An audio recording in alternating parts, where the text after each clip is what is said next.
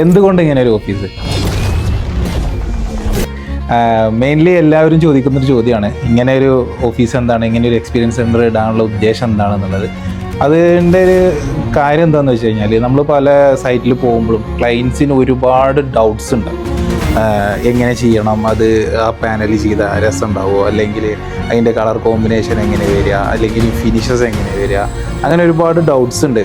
പലതവണ ആ ഡൗട്ട്സുകളെല്ലാം നമ്മൾ റെക്ടിഫൈ ചെയ്യണത് പല സൈറ്റുകളിലും പോയിട്ടും അവിടുത്തെ യൂസർ എക്സ്പീരിയൻസും അതുപോലെ തന്നെ പല സൈറ്റ് കണ്ടിട്ടൊക്കെയാണ്.